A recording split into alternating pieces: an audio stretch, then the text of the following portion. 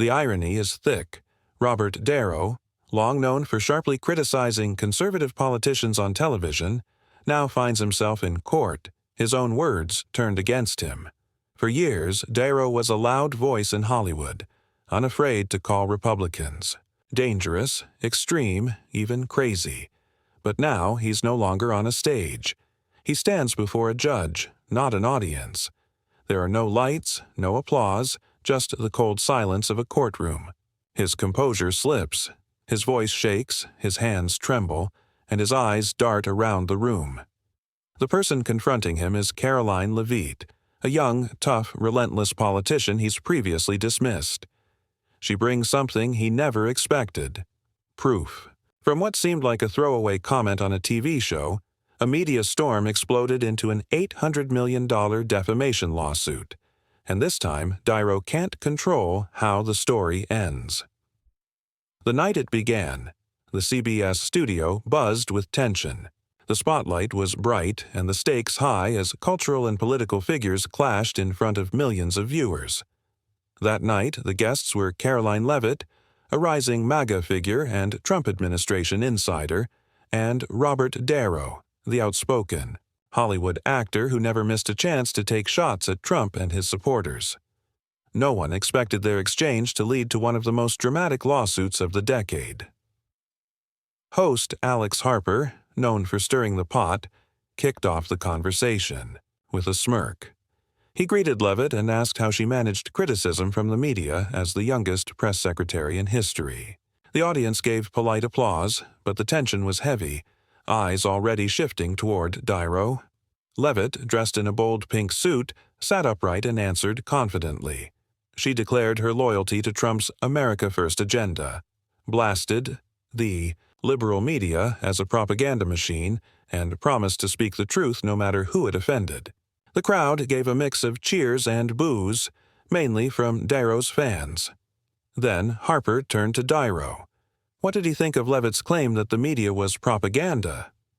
De Niro leaned forward, dressed in black, gaze locked on Leavitt.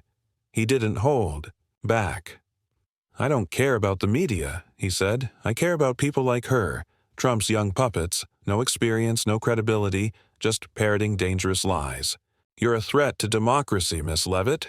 You and your entire generation." The crowd erupted. Cheers, jeers, shouting. The camera caught Leavitt's face, steady, controlled, lips barely curling in response. Harper, sensing drama, urged her to respond. She did, calmly but sharply. "I'm not here to be insulted by someone using Hollywood fame to smear everyone who disagrees with them. I represent millions of Americans who believe in President Trump. You only represent your ego." Scattered applause broke out from MAGA supporters, but most of the audience leaned toward De Niro, who smirked. He pointed at Leavitt, voice rising. "You talk about America? You're just a young girl fresh out of school, propped up by Trump. You don't understand democracy. You just follow orders." The audience again erupted, divided and loud. Harper tried to calm things down, but Leavitt raised her hand and kept going. "I don't need to justify my qualifications. I was appointed because I deliver results, not because of my age or appearance. You may have an Oscar, but that doesn't give you the right to defame others on national TV. If you want to talk about responsibility, start with yourself." The studio roared, half in applause, half in protest. De Niro, clearly stunned, muttered, "She doesn't get it."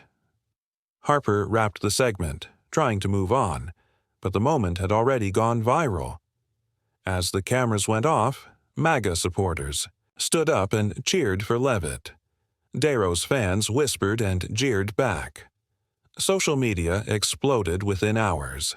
The clip racked up millions of views. MAGA fans praised Leavitt as a fearless new leader. Karoline Leavitt silenced De Niro.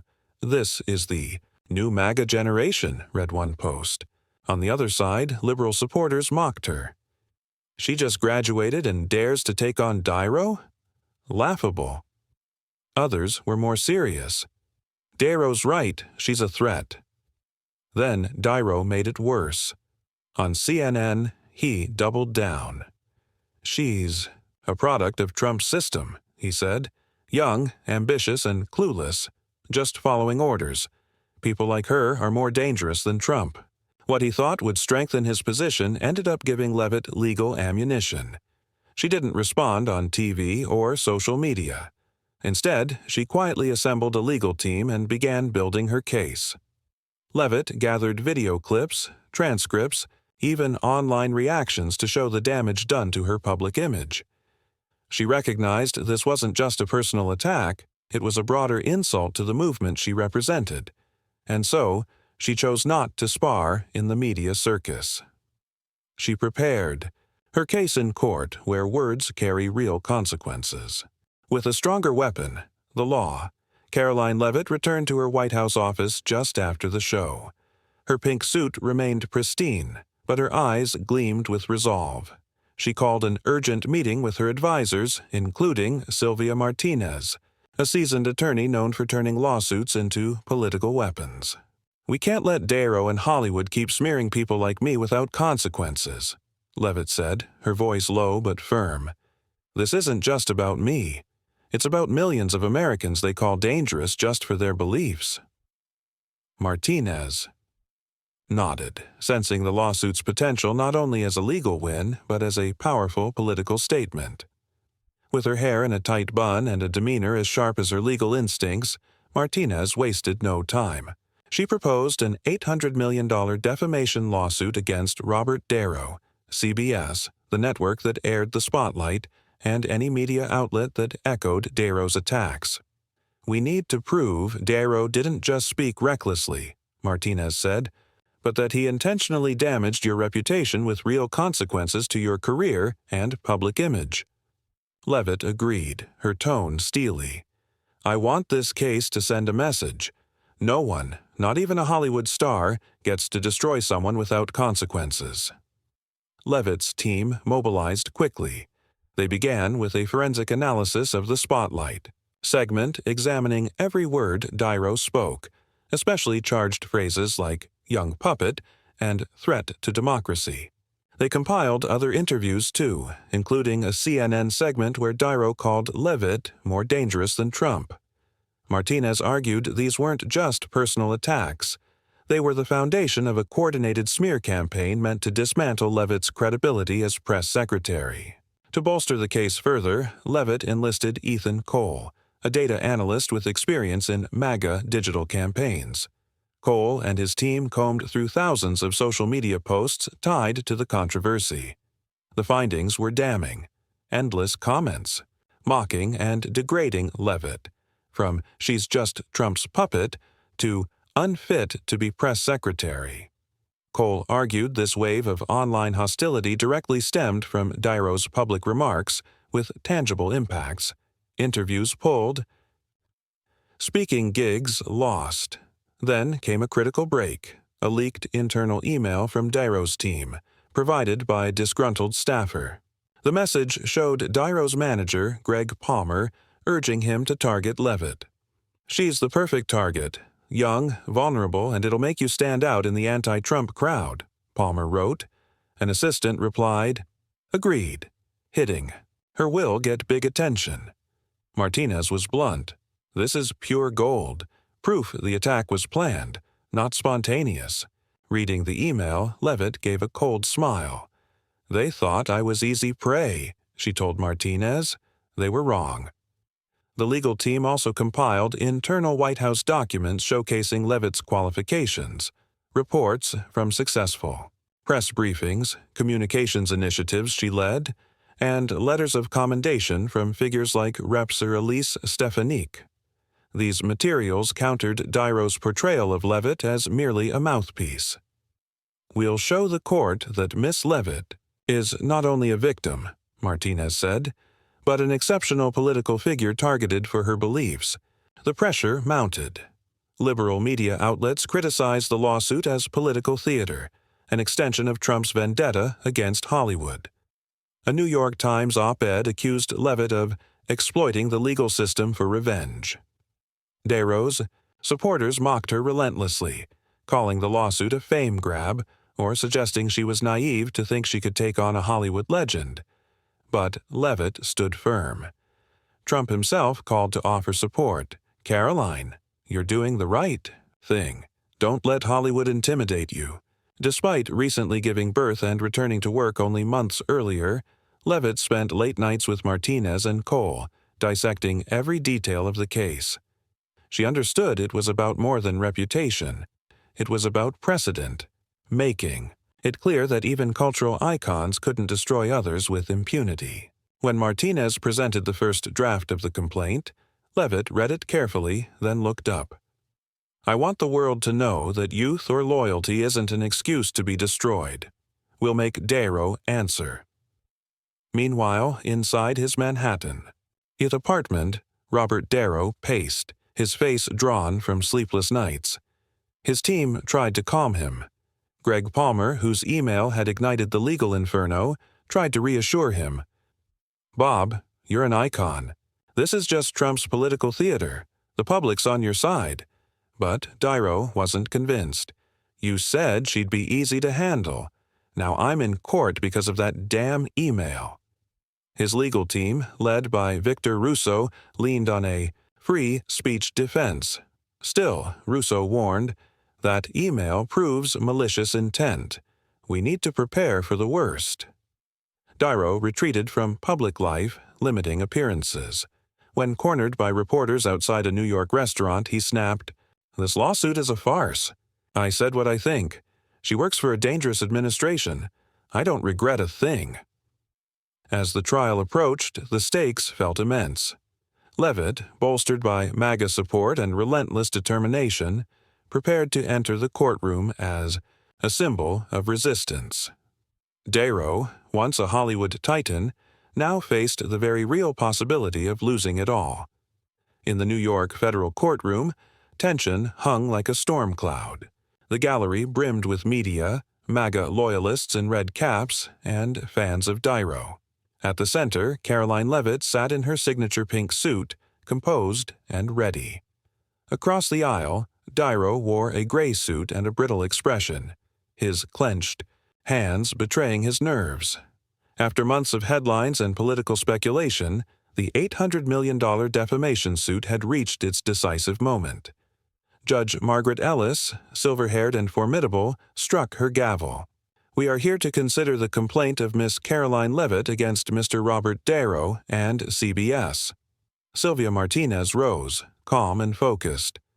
"Your Honor, today we will prove that Mr. Darrow not only insulted Miss Leavitt," she began, "but led a coordinated effort to destroy her reputation and career with CBS's support." She played the spotlight segment on a large screen. Darrow's words echoed through the courtroom. "Young puppet, threat to democracy." As murmurs rippled through the crowd, Martinez paused the footage. "This was no offhand comment," she said. This was the beginning of a smear campaign echoed across platforms, television, social media, print, with one clear goal: to silence a political voice they feared. At harming Miss Leavitt, she continued presenting subsequent interviews, including one on CNN where Darrow called Leavitt more dangerous than Trump. Each statement landed like a knife, causing Darrow to lower his head, his eyes avoiding the audience. A MAGA supporter whispered, "He knows he's wrong." The next piece of evidence was a data chart prepared by social media expert Ethan Cole and presented by Martinez on the screen. The chart showed over 12,000 X posts using the hashtag #EjuCarolineVista in the week following the show, with 65% being negative, ranging from mocking Leavitt's youth to accusing her of being unqualified. Martinez pointed to a specific post. "Leavitt is Trump's puppet, unfit to be press secretary." She turned to the audience, her voice firm. "These words," she said, "didn't appear out of nowhere. They were a direct result of Mr. Darrow's statements, causing real harm to Miss Leavitt's reputation and career opportunities, including canceled media contracts." A reporter scribbled quickly while Darrow shifted in his seat, whispering to his lawyer, Victor Russo. Martinez, sensing Darrow's unease, delivered the decisive blow, an internal email from his team leaked by a disgruntled staffer. She requested, The email be displayed on the screen. The text appeared clearly. Target her. She's young, vulnerable, and will make you stand out. Sent by manager Greg Palmer, an assistant replied, She's the perfect target for attention. The courtroom fell silent, with only murmurs from the audience. Martinez turned to Dairo, her voice icy. Mr. Dairo, is this the personal opinion you claim, or a calculated plan to destroy Miss Leavitt? Dairo opened his mouth but only mumbled, I didn't know about that email. The audience was stunned. Some MAGA supporters clapped softly, whispering, She's got him. Lawyer Russo stood, trying to salvage the situation. Your Honor, my client didn't directly write this email. He was expressing political views protected by free speech. But Martinez didn't relent. She presented another video, this time from a secretly recorded internal meeting of Dairo's team, filmed by the same staffer who leaked the email. In the video, Dairo told Palmer, I need to do something to keep my anti-Trump image. That girl Leavitt is a good target. Go after her. The courtroom erupted in murmurs. Judge Ellis banged the gavel demanding order. But the atmosphere had shifted. Dairo, once an untouchable icon, now bowed his head, hands covering his face, eyes lost. A Hollywood fan whispered, He's done. Martinez continued, directly questioning Dairo, calling him to the witness stand. Mr. Dairo, she asked, her voice calm but sharp, do you have any evidence that Miss Leavitt is a threat to democracy as you claimed? Dairo, his voice trembling, replied, I just said what I felt. I think she works for a dangerous administration. Martinez cut in. Feelings aren't evidence, sir. Do you have documents, witnesses, or any basis for calling Miss Leavitt a puppet or dangerous? Dairo fell silent, his eyes panicked. After a long minute, he shook his head. No, I don't have any. The audience held its breath. Some MAGA supporters stood, clapping and shouting, Karoline! Karoline! The judge banged the gavel, but the applause continued. Leavitt, seated at the plaintiff's table, didn't smile or show triumph. She maintained her composure, her eyes focused on Martinez, as if knowing the battle wasn't over. Martinez concluded her presentation with a powerful statement. Miss Leavitt is not just a victim of defamation. She is a young, talented woman attacked for daring to stand up for her beliefs. We ask the court to hold Mr. Dairo and CBS accountable for the harm they've caused. She sat down, and the courtroom erupted in murmurs. A Breitbart reporter quickly posted on X, Leavitt just landed a fatal blow on Dairo. Ecras justice for Karoline. Russo, on Dairo's side, tried to counter, but his arguments were weak against the weight of the evidence. He called a witness, a producer from the Spotlight, to prove the show didn't intend harm. But under Martinez's cross-examination, the producer admitted the team deliberately invited Leavitt and Dairo to create TV drama. This admission further bolstered Leavitt's case, leaving Russo shaking his head in frustration. Dairo, at the defendant's table, now looked like a man under siege, his eyes vacant, hands trembling. As the court recessed, the audience left the courtroom with the sense that the scales had tipped in Leavitt's favor. One person wrote, Leavitt just made Dairo a laughingstock. She's the future of MAGA. Another post shared a photo of Leavitt in the courtroom, captioned, Conservative Queen takes down a Hollywood giant. Meanwhile, Dairo's fans tried to defend him, but their tone weakened. One post read, Bob just spoke the truth, but that email, it's hard to justify. When Judge Margaret Ellis's gavel sounded, concluding the dramatic trial, the courtroom at the New York Federal Courthouse erupted in whispers and stunned gazes. Karoline Leavitt, her suit still impeccable, left the courtroom with her lawyer, Sylvia Martinez, her eyes showing not triumph but resolute determination. Meanwhile, Robert De Niro, once Hollywood's untouchable icon, exited the court looking haggard, his shoulders slumped as if bearing the weight of defeat. Leavitt's irrefutable evidence had transformed him from an anti-Trump hero into a man crushed by his own words. At 2108 in the courthouse, Darrow sat dazed in an armchair, his vacant eyes staring out the window. His team, once confident that his fame would shield him, had now descended into chaos. Manager Greg Palmer, responsible for the damaging leaked email, tried to reassure him. "Bob, we can still turn this around," Palmer said, his voice urgent. "We'll hold a press conference, explain this as a political attack." But Darrow, his voice hoarse, cut him off. "Explain how, Greg? They have the video, the email, everything. I look like a liar." His anger quickly gave way to despair as he rubbed his forehead and muttered, "I just wanted to speak the truth, but I went too far." Palmer bowed his head, unable to find a response. Lawyer Victor Russo, who had failed to defend Darrow, stood in the corner flipping through documents with a defeated expression. He whispered to an assistant, "We underestimated her." Leavitt hadn't just sued. She had put all of Hollywood on trial.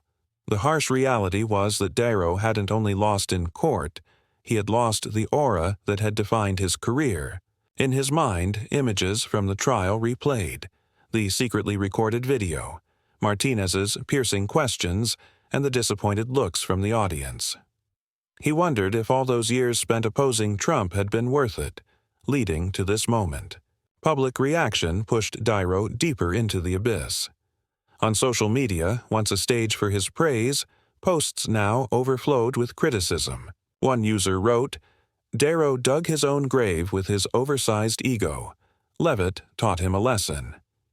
Another post featured a photo of him leaving court captioned, "From legend to loser." Loyal fans tried to defend him, but their tone was feeble. One wrote, "Bob just said what he believed, but that email, it's hard to forgive." His following plummeted, with thousands unfollowing within hours. Some longtime fans even declared, "I loved Darrow in Taxi Driver, but this time, he was wrong." Hollywood, where Darrow was once an icon, began to turn its back. Directors and producers who once saw him as a prized asset now kept their distance. At a Los Angeles party, a filmmaker whispered, "Bob put himself on the line. No one wants to work with someone facing an $800 million lawsuit." An upcoming Darrow film project was postponed indefinitely, citing scheduling issues. But everyone knew the real reason. A Variety article analyzed the moment. Leavitt's lawsuit didn't just hurt Darrow. It's a warning to Hollywood. Watch your words. This isolation left Darrow, once accustomed to the spotlight, feeling abandoned in the dark. Meanwhile, Leavitt, though avoiding public appearances after the trial, became the center of admiration on social media, dominating every platform with thousands of posts hailing her as the new conservative icon. One user wrote, "Karoline Leavitt, 27, just took down a Hollywood giant. This is MAGA's power." A young woman posted a video of Leavitt leading a press briefing captioned, "This is the woman Darrow called useless. She's my idol." The MAGA community saw Leavitt's victory as a blow to the elite, with one post declaring, "Leavitt proved no one is above the law, not even Hollywood." That support helped Leavitt weather lingering attacks from opponents, such as a post claiming she was just Trump's puppet suing for money. But those comments were quickly drowned out by the wave of support. The media reflected the polarization. Breitbart published a glowing piece. Karoline Leavitt, the woman who brought Hollywood to its knees. In contrast, the New York Times ran an analysis. Leavitt's lawsuit, free speech or political revenge? Even so, even liberal outlets had to acknowledge the strength of Leavitt's evidence. An MSNBC commentator, though not a supporter, said, "She played a perfect game. Darrow had no way out." Amid the storm, Darrow faced a profound personal crisis. He declined most interviews, appearing only briefly at a charity event where he looked older than his years, his eyes weary. In a private moment with a close friend, he confided, "I thought I was doing the right thing. But now, I'm not sure." This regret, though belated, couldn't erase the losses he had suffered. His team, once a protective wall, was unraveling. Palmer faced internal blame for the leaked email, and some assistants quietly began seeking new jobs, fearing the lawsuit would drag on. When the final verdict rang out in the New York federal courthouse, the room seemed to tremble with its significance. Judge Margaret Ellis declared that Robert De Niro and CBS must pay Karoline Leavitt $200 million for intentional defamation, a sum large enough to send a message. No one, not even a Hollywood star, can smear another without consequences. Leavitt stood beside her lawyer, Sylvia Martinez, her eyes gleaming with pride but devoid of boastfulness. This ruling was not just a personal victory. It was a cultural turning point, solidifying Leavitt's position as a standard-bearer for the new conservative generation and shaking the foundations of Hollywood's power. For De Niro, the verdict was a devastating blow. His reputation, built on legendary roles in The Godfather and Raging Bull, was now tarnished by the lawsuit. Studios that once viewed him as a treasure began to pull back.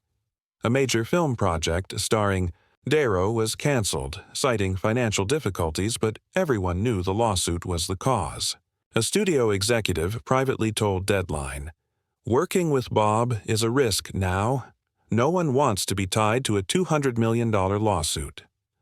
Advertising contracts, from a high-end watch brand to his new restaurant chain, were also under review. De Niro, once a symbol of defiance, was now described by the media as a man defeated by his own arrogance. A Wall Street Journal headline summed it up. From hero to defendant, De Niro's defeat at the hands of Leavitt triggered fierce public reaction. Those who once admired him turned away, with tens of thousands unfollowing his social media accounts. One ex-post read, "De Niro destroyed himself. Leavitt just showed him the consequences." Another shared a photo of him leaving court with the caption, "Legend falls for messing with Karoline." Though some loyal fans tried to defend him, claiming he was politically trapped, their voices were drowned out by the wave of criticism. A bitter post from a former fan read, "I used to love De Niro, but he let his ego override reason." His downfall wasn't just personal. It was a warning to Hollywood stars that their power was no longer absolute. The lawsuit's broader impact was a cultural shift across media and Hollywood. Celebrities, once unafraid to attack politicians, became more cautious.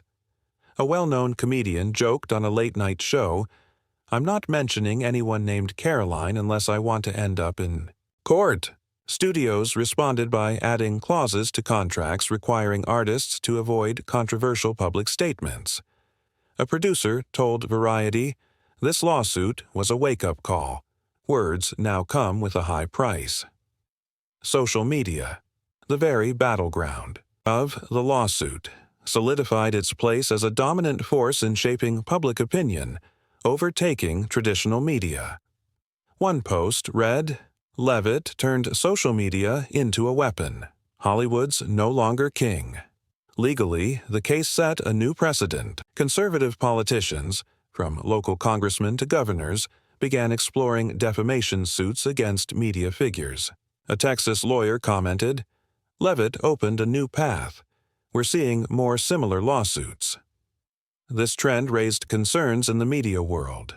An Atlantic editor warned Leavitt's victory could chill press freedom, while MAGA supporters hailed it as a win for justice. One post declared, "Leavitt gave us the tools to fight back against the enemy." In the aftermath, Leavitt remained humble, returning to her duties at the White House and leading press briefings with growing confidence. Letters of support flooded in, from Iowa farmers to Florida students, praising her for standing up to powerful elites. One read, "Miss Karoline, you gave me the courage to defend my beliefs." Though exhausted by the demands of her role in motherhood, Leavitt felt empowered. In a private moment, she told Martinez, "I didn't do this for fame. I did it for those who believe in me." Martinez replied, "You did more than that. You changed the game." Karoline Leavitt's victory over Robert De Niro was more than a legal ruling. It became a symbol of courage and marked a new era. At just 27, she transformed an $800 million defamation case into a conservative manifesto. Her influence stretched far beyond the press room, reshaping how Americans perceive power and accountability. Leavitt inspired millions, particularly young women and conservatives who felt overshadowed by the media. Girls in small towns began entering politics, modeling themselves after her. One student from Alabama wrote, "Karoline showed me I can take on anyone, no matter how powerful." Conservative organizations honored her as a trailblazer, launching initiatives like the Leavitt Spirit Workshops to encourage youth activism. Her speeches carried a consistent message: your beliefs are worth defending, no matter who the enemy is. Legally, her case laid the groundwork for what became known as the Leavitt effect, a wave of conservative defamation lawsuits. A Florida lawyer explained, "She gave us a roadmap to fight injustice." While concerns about press freedom persisted, her supporters argued she brought balance and accountability. One viral post summed it up: "Karoline proved the law belongs to everyone, not just the elite." Her legacy became an enduring force, sparking a generation's willingness to challenge established power. She didn't just defeat a Hollywood figure, she rewrote the rules. Karoline Leavitt's story reflects the deeper tensions in today's America, a nation increasingly polarized along conservative and liberal lines, with media and social platforms serving as battlegrounds for influence. Using undeniable evidence, including a leaked email and social media posts from De Niro's team, she exposed his defamatory intent and won. The lawsuit's result underscored the importance of accountability, even for cultural icons, and the growing power of social media in determining public fate. Leavitt's journey shows how a young, underestimated individual can reshape national discourse through strategy and resilience. In an age where digital arguments escalate instantly, her example teaches a critical lesson: choose your words carefully, defend your reputation wisely, and build coalitions for support. Like De Niro, one misstep can be ruinous. But like Leavitt, with preparation and conviction, even the less powerful can confront giants. Her pink suit became a symbol, not just of femininity, but of fearlessness. Her story reminds us that in today's hyper-connected world, truth and accountability still matter. Please like and subscribe to support Karoline Leavitt's journey in changing the game against Hollywood's elite. Thanks for watching, and stay tuned for more inspiring stories.